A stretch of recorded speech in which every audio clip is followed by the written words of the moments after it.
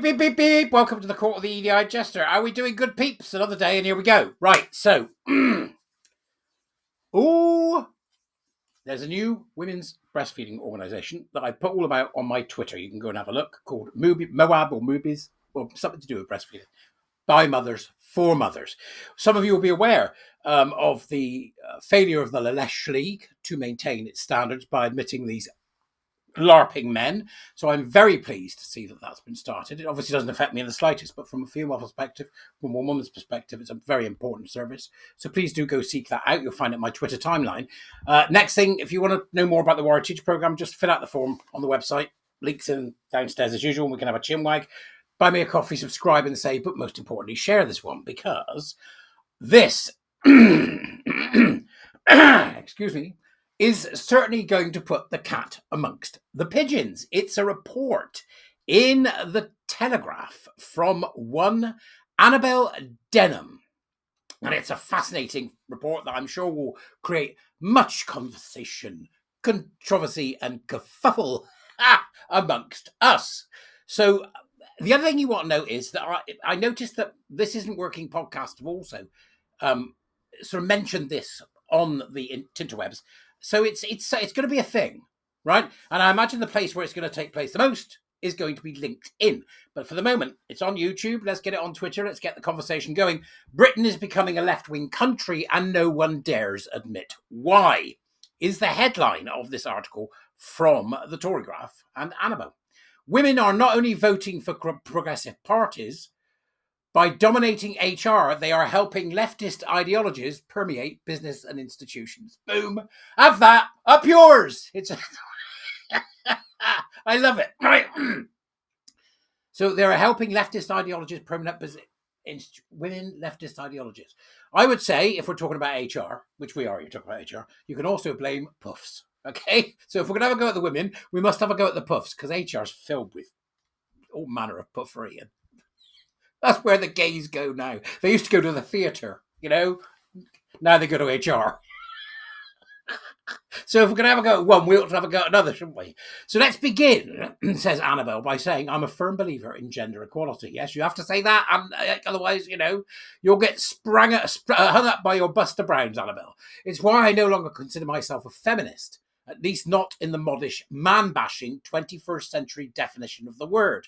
But we should not pretend that, for its countless benefits, female emancipation and the feminization of our workforce has not come with costs, trade-offs and unintended effects, one of which is Britain's gradual drift to the left. Isn't this interesting?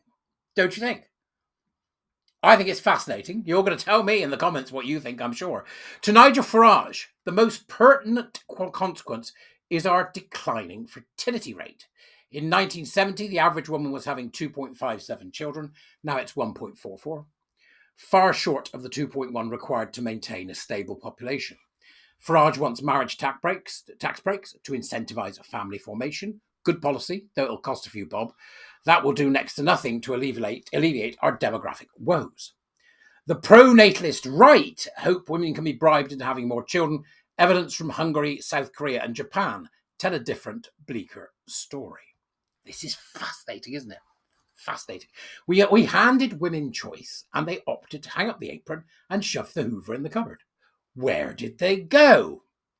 Well, first to higher education, where they make up 57% of all students, and from there into teaching, nursing, the creative arts, retail, hospitality, social work and local government, all sectors where women outnumber men. Every time their representation exceeds 50%, we cheer. Where men still dominate, it's evidence of the patriarchy. In few areas is the female presence or influence more pronounced than human resources, where around 75% of professionals and a seriously bonkers 91% of administrators are women. God almighty! And the turkeys are voting for veganism. Consciously or otherwise, women are advancing policies which cater to their own needs, irrespective of the impact on the bottom line. This is absolutely... This is like, you know, being assaulted. It suits women to work flexibly. Survey shows most want a hybrid model of 2 to 3 days from home, one of the practice most ardently advanced by HR teams. Just ask the estate agent who won a payout of more than £180,000 after her boss refused to let her leave work early to collect her daughter from nursery. It also suits women to advance such causes as equal pay for equal work, a quasi-Marxist concept which dictates that female cleaners, for instance, ought to receive the same remuneration as male warehouse workers. We covered this before. I talked about this before. That's a nonsense. You want to earn the same as a warehouse worker? Go work in the warehouse. Yet none of these measures appear to be improving output. Here's the important bit. Productivity in the public sector is no higher than it was in 1996. Oh, can I be surprised? Before the internet took off, nor are they making us happier. Britain has one of the largest HR sectors in the world and has just been crowned the work-from-home capital of Europe. Yet we're suffering from a worklessness crisis driven by mental health problems. They are also allowing us to overlook the plight of men who are more likely to struggle in education and work. When studies consistently show that women are more likely than men to align with progressive ideologies, support identity politics and advocate for censorship, their dominance in HR takes on a greater significance. They are indeed the woker sex, and their ideology is shaping institutions and businesses across the country. Fascinating here, what's being said by Annabelle, that they are the woker sex. Isn't that interesting? Women are more likely to support progressive ideologies. And I've seen a number of GC people, men, women, and gay men, saying, why does this always seem to be women doing certain things in certain places? That's not to blame women for it. It's to say that there's something we need to look at, because it's fascinating, isn't it? Firms have become excessively politicized, with corporate policies no longer focused solely on profitability or efficiency, but virtue signaling and adherence to the creed of diversity, equity, and inclusion. Consider, for instance, when Aviva CEO Amanda Blanc told MPs that there was no senior, non-diverse, meaning white male hire, made at the company without her approval, or when Alison Rose made climate change a central pillar of her leadership at NatWest. This is extraordinary. What's that about? What do they think they're doing? NatWest, business, right? Business, Aviva, business. Make money. That's it. And the other, no, we're not worried about our central pillar. Our central pillar is to ensure that the world's green. Our central pillar is to ensure that white people don't get employed. It's just extraordinary. It should come as no great shock that women are increasingly voting left, especially given they are overrepresented in the public sector and perhaps therefore predisposed to big statism. There you go, big statism. What's fascinating about this was there was a bit of an imbroglio on the old tinterwebs yesterday about the fact that turnover in your average sort of company, making money doing things, is around between 20 and 30%, which is healthy, right? So you've got like it keeps moving, gets rid of those that don't fit, that can't do the job, brings in more people, hones them to excellence. So might takes over meritocracy, intelligence, talent, excellence. So you would expect to see that sort of turnover between 20 and 30% is quite healthy in some businesses.